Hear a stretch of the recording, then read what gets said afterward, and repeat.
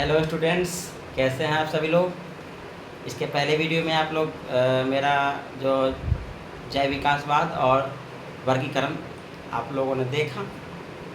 उसमें जीवों को हम बताए थे, आर.एस. विटेकर ने सभी जीवों को उनके गुणों में समानता के आधार पर 5 भागों में बांटा और इसके आधार पर हम सभी जीवों का विश्लेषण करेंगे, अध्ययन करेंगे।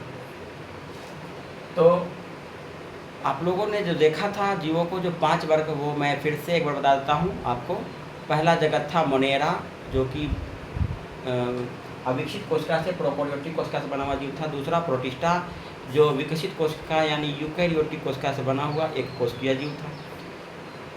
तीसरा जगत फंजाई, जो यूकैरियोटिक कोशिका से बना हुआ बहुकोशिकीय जीव, जिसमें कि कोशिका भित्ति तो पाया जाता है परंतु क्लोरोफिल नहीं पाया जाता है। चौथा जगत तो जो था बड़ा जगत था, तो चौथा परमा जगत है बड़ा जगत, पादप जगत और एल्मेरिया। तो पादप जगत जिसमें कि यूकैरियोटिक कोशिका से बना हुआ बहुकोशिकीय जीव था ना, जिसमें कि कोशिका भित्ति भी पाया जाता है और क्लोरोप्लास्ट भी पाया जाता है। और पाँचवा जगत था जैव जगत, जंतु जगत, एनिमेलिया, जिसमें कि यूकैरियोटिक कोशिका से बना हुआ बहुकोशिकीय जीव, जिसमें कोशिका भित्ति भी नहीं पाया जाता है और क्लोरोप्लास्ट भी नहीं पाया जाता है। तो पहला चौथा जगत को फिर से एक बार विस्तार से हम चलेंगे। चौथा जगत पादप जगत, पादप जगत यानी प्लांट्स। प्लांट्स को कई भागों में बांटा गया था, ये पिछले वीडियो में आप लोगों ने देखा था। प्लांट्स को कई भागों में बांटा गया, एक बार फिर से हम सभी का विस्तार में हम आपको अध्ययन कराएंगे। प्लांट्स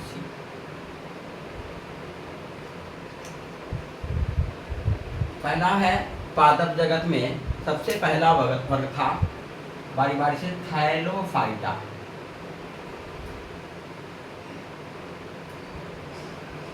थैलोफाइटा, इसमें अंग तंत्र विकसित नहीं होते हैं, अंग तंत्र का अभाव होता है ना। मतलब सिर्फ एक थैले आकार का रचना होता है, इसमें अलग अलग अंग नहीं होते हैं, इसमें विभेदित शरीर नहीं होते हैं।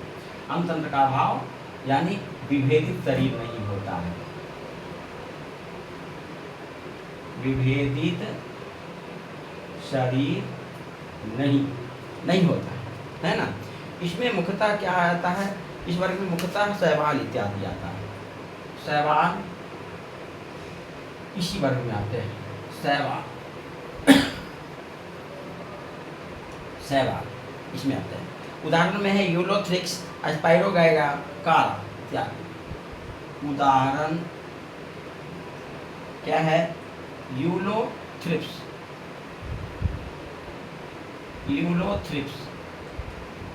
स्पाइरोगाइरा,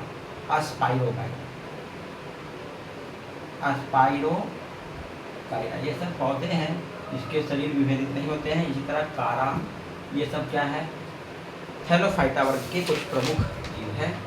देख लीजिएगा इसके प्रमुख जीव के आपको परिचय, ये देख लीजिएगा, ये अल्वा, स्पाइरोगाइरा और कारा, ये कारा है। इसके शरीर विकसित नहीं लग रहा है, ये नहीं कि इसका पत्ती है, इसके बस यही आकार ही होता है। स्पाइरोगाइरा पीता कृमि की तरह होता है, इसके अलग अलग अंग विकसित नहीं होते हैं। ये पत्ती की तरह होता है, लेकिन ये अलग अलग अंग इसके विकसित नहीं होते हैं।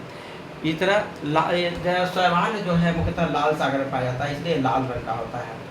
इस तरह पिगमेंट, इसमें क्या होता है, लाल रंग का पिगमेंट। शैवाल जो होता है जनरली लाल सागर में पाया जाता है, इसमें लाल रंग का एक पिगमेंट, लाल रंग का क्या पाया जाता है, पिगमेंट पाया जाता है, जिसके कारण इसका रंग लाल होता है। फिर से देख लीजिएगा, ये है एक अल्वा जो कि थैलोफाइटा वर्ग के पादप है, स्पाइरोगाइरा थैलोफाइटा वर्ग के पादप है, कारा थैलोफाइटा वर्ग के पादप है।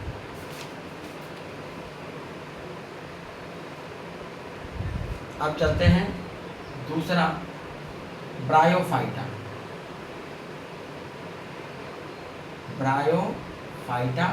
ब्रायोफाइटा हम बताए थे, इसके शरीर तो विभेदित होते हैं, शरीर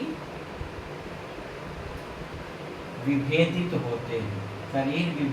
होते हैं, परंतु अंग तंत्र, ये संवहन तंत्र विकसित नहीं होते हैं, संवहन तंत्र विकसित नहीं होते हैं। संवहन तंत्र इसमें विकसित नहीं होते हैं। इसमें उदाहरण देख लीजिएगा। इसके उदाहरण है मॉस और मार्केसिया।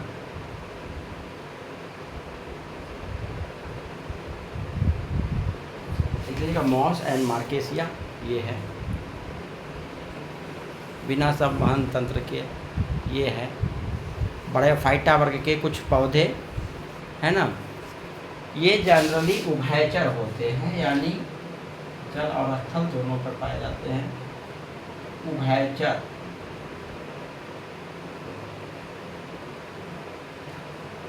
ये उभयचर होते हैं। इसके अंग तंत्र तो कुछ होते हैं, एक दो अंग, लेकिन ये विकसित नहीं होते हैं। तीसरा वर्ग हम आगे चलते हैं।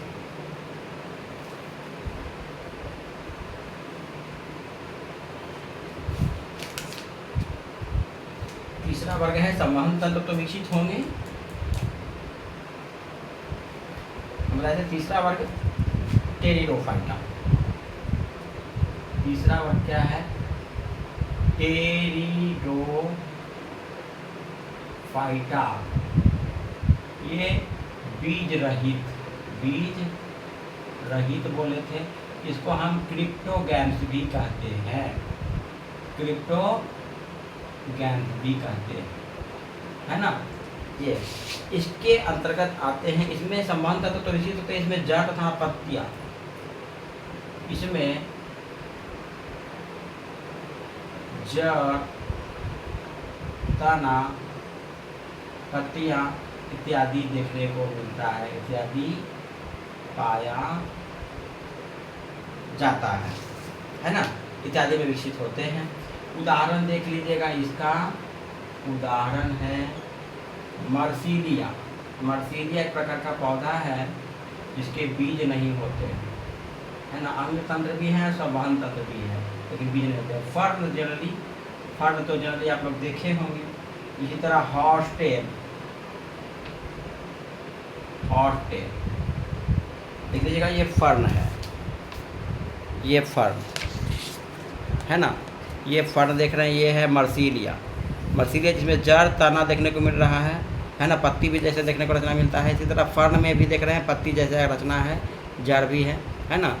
ये फिर से एक बार फर्न है और ये मर्सीलिया है ना। इसमें क्या होते हैं? बीज नहीं होते हैं।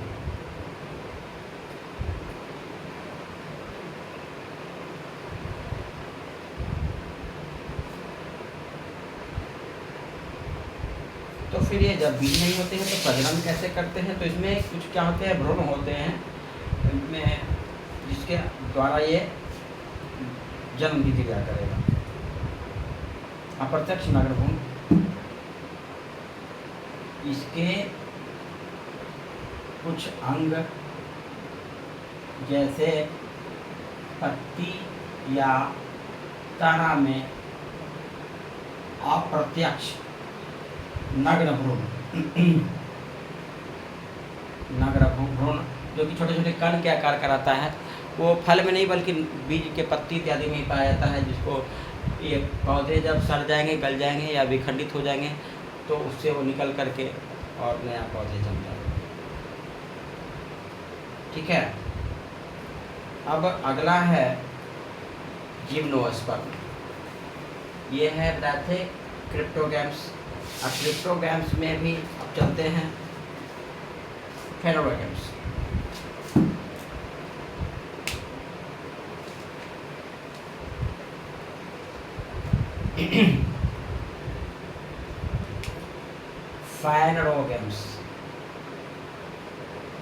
फैनरोगैम्स यानी बीज रहित पौधा, बीज सहित पौधा, बीज सहित पौधा फैनरोगैम्स। अब इसको दो भागों में बांटा गया था, जिम्नोस्पर्म और एंजियोस्पर्म, यानी नग्न बीजी यानी जिम्नोस्पर्म जिम्नोस्पर्म। और आवृतबीजी, आवृतबीजी यानी एंजियोस्पर्म।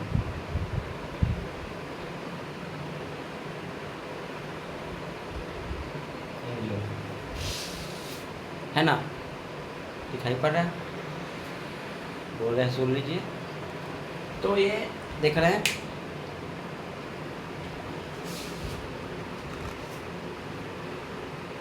तो यह है जिम्नोस्पर्म जो नग्नबीजी है, और एंजियोस्पर्म यानी आवृतबीजी, यानी इसमें बीज तो है लेकिन उसके ऊपर बीजावरण नहीं होंगे, और ये आवृतबीजी में बीज के ऊपर बीजावरण भी होंगे। अब हम बारी बारी से चलते हैं। अनावृतबीजी, आवृतबीजी, नग्नबीजी या फिर अनावृतबीजी। अनावृतबीजी यानी कि हम इसको जिम्नोस्पर्म कहेंगे। जिम्नोस्पर्म के कुछ उदाहरण देखोगे, इसके अंतर्गत है पाइनस साइकस। उदाहरण में है पाइनस,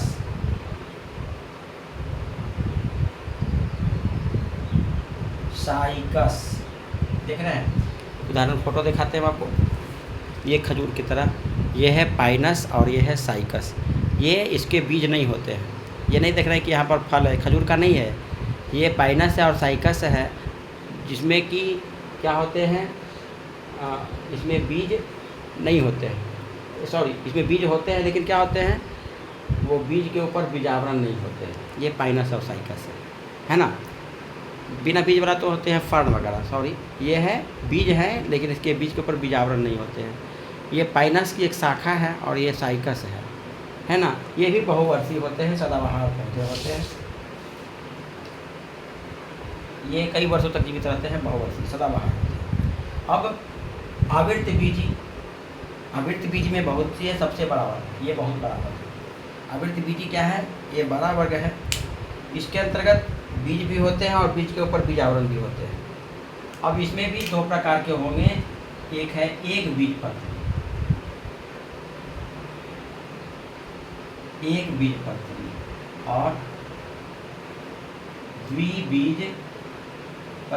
एक बीजपत्री में जैसे उदाहरण है गेहूं, है ना, धान, चावल। ये द्विबीजपत्री में है चना, सेम, मटर, ये सब क्या है द्विबीजपत्री। मसूर, ये सब द्विबीजपत्री है ना। एक बीजपत्री पौधे जो होते हैं उसके फल में जो बीज होंगे उसमें सिर्फ एक ही बीज हो, जैसे गेहूं वगैरह, उसको दो भाग में नहीं होते हैं। धान में भी, चावल में देखिएगा सिर्फ एक ही पत्र होता है, एक ही बीज होते हैं, उसके ऊपर आवरण भी होते हैं और इसमें दो बीज पत्र होते हैं। इसको अंतर भी है जनरली, देख लीजिएगा। एक बीजपत्री, ये गेहूं एक बीजपत्री है और मटर जो है वो द्विबीजपत्री है। देखने को मिलेगा एक बीजपत्री जो पौधे होते हैं जनरली, आप देखिएगा इसकी पत्तियां क्या आकार की, देखिएगा इसके पत्तियां जो होती हैं ऐसे ऐसे होते हैं, इस तरह से, है ना। समानांतर इसमें जालिका विन्यास होते हैं। और द्विबीजपत्री पौधे की पत्तियां में इस तरह से पूरा फल होता है, जालिकावत शिरा विन्यास होता है। पत्तियों की शिरा विन्यास भी दोनों में अंतर है। एक बीजपत्री पौधे की पत्तियां क्या होते हैं, समानांतर शिरा विन्यास, और द्विबीजपत्री पौधे के पत्तियों में समानांतर शिरा विन्यास पाया जाता है, ठीक है। इसके साथ ही साथ एक बीजपत्री पौधे की जड़ में भी अंतर है। ये जड़ जो होते हैं रेशेदार होते हैं इसके पौधे, है ना, और ये जनरली मूसला होते हैं, है ना। एक बीजपत्री पौधे की जड़ क्या होते हैं, जनरली रेशेदार, और ये क्या होते हैं, मूसला जड़। ये इनके जड़ और पत्तियों में अंतर। एक बीजपत्री मतलब बीज में तो अंतर है ही, इसमें एक बीज पत्र पाए जाते हैं, इसमें दो बीज पत्र पाए जाते हैं, दोनों के ऊपर बीज आवरण होते हैं। साथ ही साथ दोनों के पत्तियों में क्या अंतर है, एक बीजपत्री पौधे की पत्तियां जो होती हैं जिसमें समानांतर शिरा विन्यास पाया जाता है, धान गेहूं में देखिए इस प्रकार के होते हैं, और द्विबीजपत्री पौधे की पत्तियों में जालिकावत शिरा विन्यास पाया जाता है। एक बीजपत्री पौधे की जड़ रेशेदार होते हैं, द्विबीजपत्री पौधे की जड़ जालिकावत होते हैं, ठीक है। इस वीडियो में इतना ही। आगे हम अगला जो है मेन बड़ा, अगला सबसे बड़ा जो है इसका जो वर्ग है जैव जगत, जंतु जगत, एनिमेलिया जगत, उसको हम अगले वीडियो में। वीडियो देखने के लिए धन्यवाद। अगला वीडियो फिर से मिले, इसके लिए लाइक कीजिए, सब्सक्राइब कीजिए चैनल को, ताकि आपको अगला वीडियो मिल जाए। ठीक है, वीडियो देखने के लिए धन्यवाद। Good bye.